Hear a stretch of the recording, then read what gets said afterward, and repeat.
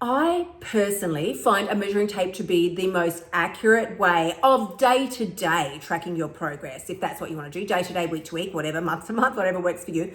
But a measuring tape has the ability to give you a far more accurate representation of your current fat loss, water reduction, all that sort of thing, way more than what's going on the scale. Like, it's just so limited, the information that the bathroom scale can give you, whereas a measuring tape can help you to see more. It's not going to be fucked up by muscle growth or water retention, water retention, but it's not going to be fucked around by those things. It's going to give you a more accurate representation of the shrinkage of your butt. For so many of us, we think, well, I should be able to lose weight. This should take 2 seconds. I want it done and I want it done now. But it takes a minute to find your feet in any new area of life, whether that be weight loss, whether that be dealing with emotional eating. It's going to take a few goes before you actually get it to the place where you're really happy with it. And you all know this. Like, I could easily pick examples out of the air. Weight loss is not a one-hit method. If it was, there would be one diet out there, we would all do it and life would be fabulous. We'd all look amazing and fucking fabulous and we would get on with our lives and think that everything was great. But it doesn't work like that. Different methods work for different people. Different methods work at different times. Different strategies and systems will suit your life better at certain times and ages and stages than other ones. It takes a minute for you to find your feet in any new area that you're stepping into in life.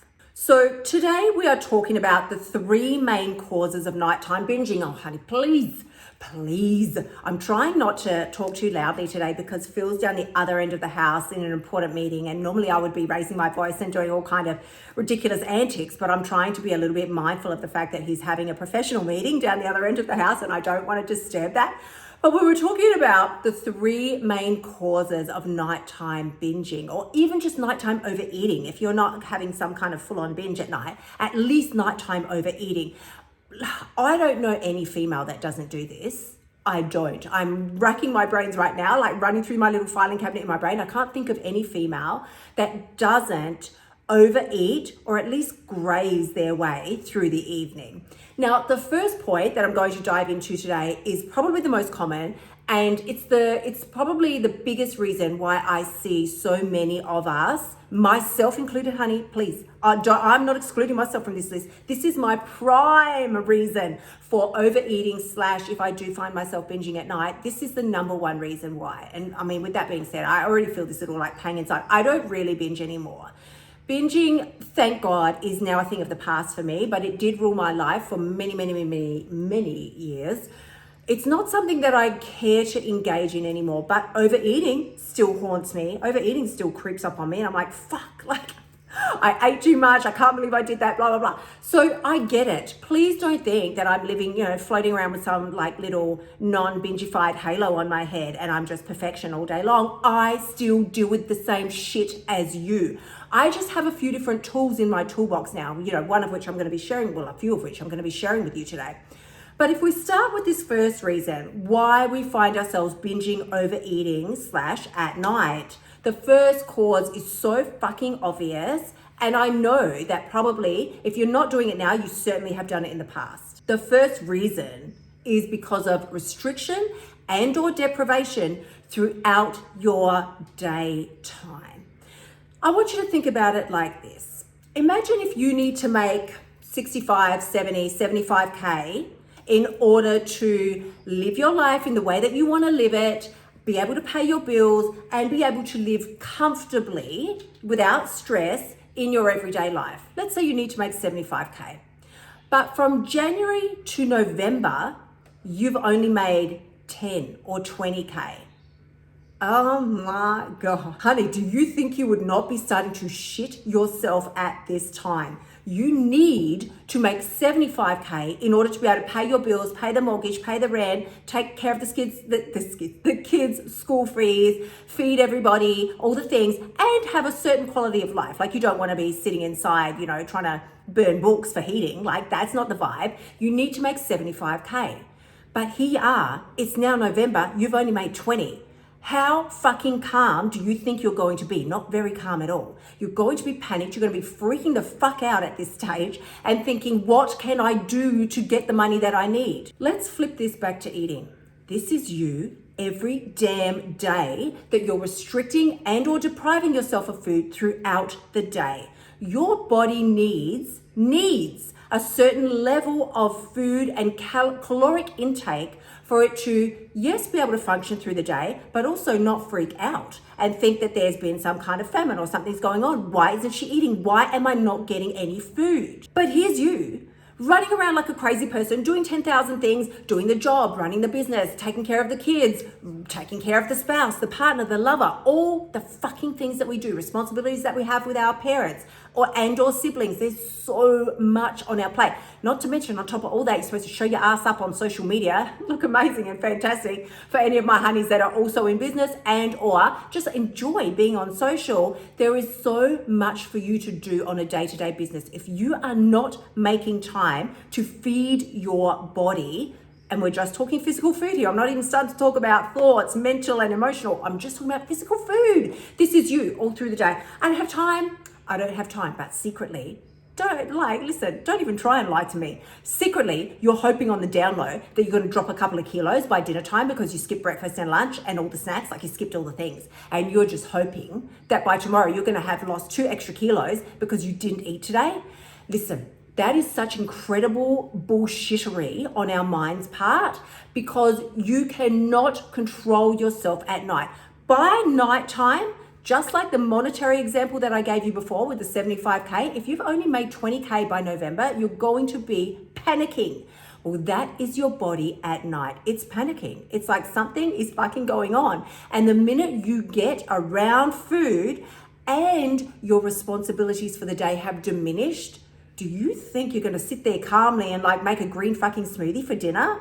Highly, highly unlikely. You're going to stuff your face and or even if you don't go into a panic and stuff your face, you're at the very least going to be finding yourself grazing all night long and feeling like you just can't stop and or / that enough is not really enough. You know when you feel like you just can't find the food that would satisfy you? You're like, I don't know, I thought it was going to be this fried chicken, but now I've eaten that. That's not really what I'm still feeling like I want something. And so then you start eating the chips and you're like, yeah, that's not really it. I feel like I just want something. So now you're diving into the chocolate and then the cake and then the three-day-old Chinese food in the back of the fridge. None of it was what you really wanted. Your body needed sustenance throughout the day. Honey, please, here's what I'm saying to you. Feed your body what it needs. Give it what it needs throughout the day so it doesn't force you to do crazy ass shit at night. Now, the second reason why we often find ourselves binging and or overeating at night is purely because of our thoughts. So let's say that you did feed yourself through the day. You know, listen, the thoughts are coming thick and fast when you didn't give yourself enough food through the day. But if you did, then you're sitting at home and you're really relaxed and now the responsibilities are over and like the kids are bathed and they're in bed and or you've just, finished all your work for the day. Like it's done. Now it's Netflix time. The thoughts are going to come into your head. Well, this is relaxation time and relaxation equals food. So now I need food. Here's what I would like you to consider. Think about that thought, the thought for the foods that you don't need. Like it's telling you, well, you should just eat chocolate now. Just eat chocolate. There's that fresh block in the cupboard, the one that you haven't tried. It's gonna be really great. Blah, blah, blah. Eat all the things. It's telling you that chocolate will help you relax. I want you to think about, well, listen, you know what actually has just come to me? My thoughts would tell me I need to reward myself for the day. You deserve that chocolate. You need to reward yourself. You did a great job today. You made it through another day. It's time for your reward. Get the chocolate. I know you can all resonate with that one. Get the chocolate, eat the chocolate. You deserve it. Well, I want you to think about that thought as nothing more than an opinion. That is purely one opinion, one option. But what is your counter thought? What is the counter opinion that you are going to come up with? Now, when I say this, there is a caveat. Well, there's 2 caveats. When you're going to come up with an opposing thought or an opinion to the previous one that just told you, eat the chocolate, you deserve it, it has to meet 2 critical criteria. Like these are non-negotiables. It has to either A, feel or be real to you. Like you can't tell yourself something that doesn't even feel real to you. Your brain is not stupid. Telling yourself that you're going to eat the apple instead of the chocolate does not even feel real, or like it could be real, or like it could be true. Like as if an apple is as fucking satisfying as chocolate. That's bullshit. So it has to either feel real or be true. And secondly, it needs to be more convincing than your previous argument. So again, with the apple example, that is bullshit. Nobody wants an apple more than they want chocolate. Maybe you could coat the apple in some melted chocolate, maybe, but you've got to come up with something that is as convincing, if not more, than the previous argument. Now, the litmus test that I like to use for this is really, really simple. I ask myself, does this decision that I'm about to make, does this give me more of what I want in my life and for myself and for my body, or is it taking something away from me? It's really simple. Whatever decision you're about to make, or even if you're going to eat the chocolate, but you're just going to eat not the entire block maybe, right? Because that's also a counter argument. That could be a perfect counter for you if that works for you, because more chocolate isn't more enjoyable. More is just more. It's not more enjoyment, it's just more chocolate. Like it ends up not being great, and you know that. It does not end up being more enjoyable. It moves from, very quickly, from more enjoyment, it moves from enjoyment to regret, guilt, and shame very fucking fast. You've got to be on top of that. So the litmus test that I like to use is the decision that I'm about to make going to give me more of what I want, or is it going to be taking something away? Now, the third reason why we are overeating or binge eating at night is really simple. You know this one. It's our emotions. Please, as if it's not. It's our emotions. What I want to say about this, if you haven't heard this before, I found this out maybe 5 years ago, that emotions have a 90-second lifespan. Honey, they die off after 90 seconds. You know when you think to yourself, like maybe you're really sad or happy or glad, sad, glad, mad, or feeling bad. Emotions have a 90-second lifespan.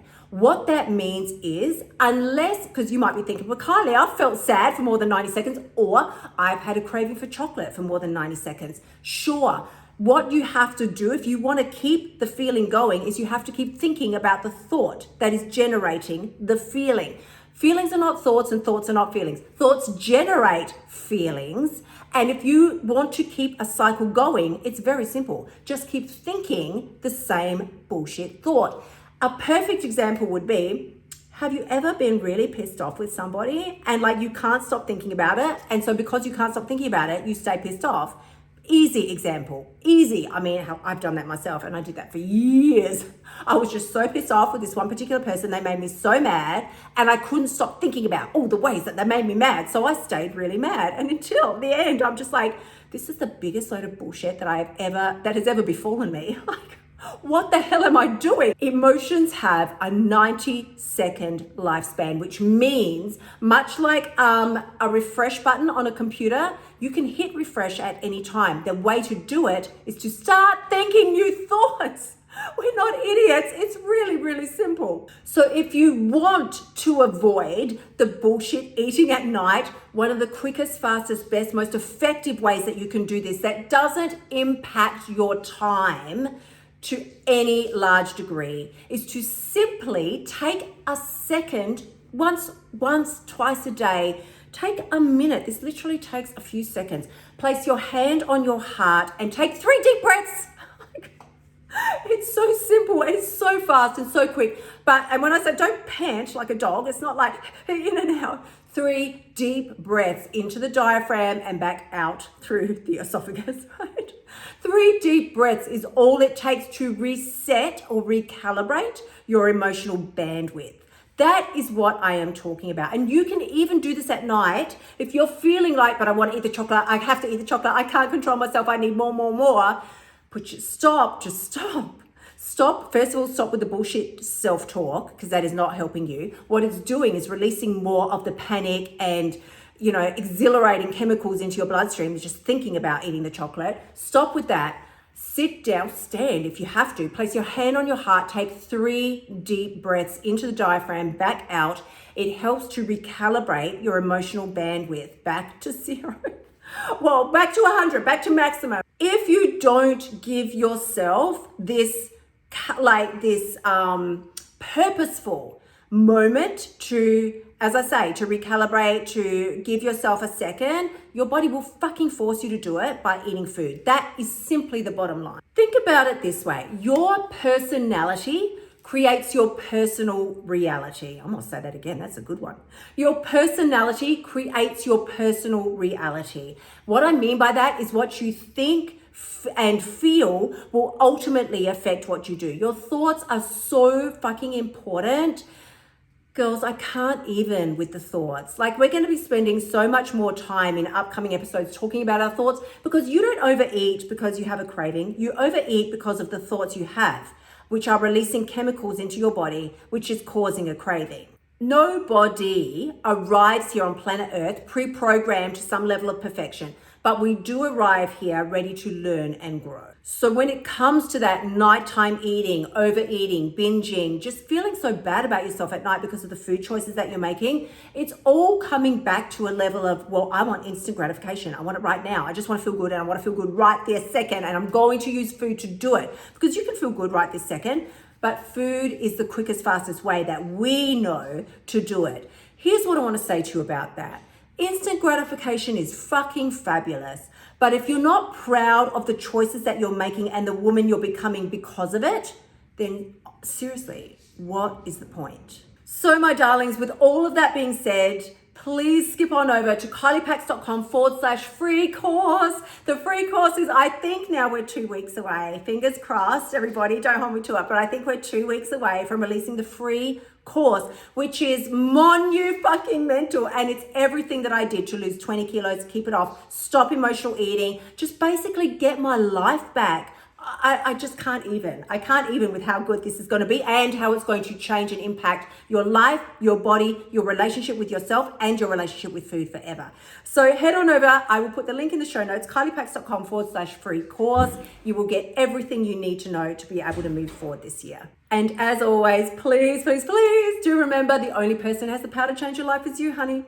When you step up and start understanding the way your mind ticks, so that you cannot fall victim to your own BS thoughts, behaviors, choices anymore at night, that is 100% when you've got what it takes. I look forward to seeing you all again next week. Until then, my gorgeous ones, bye for now. Thank you so much for tuning in. Remember to shimmy your butt over to kyliepax.com/free course and sign up for my free weight loss training so you can start losing your weight now. You'll also find helpful notes and resources in my past podcasts that will help you lose your weight without the BS diet drama. I'll see you next week.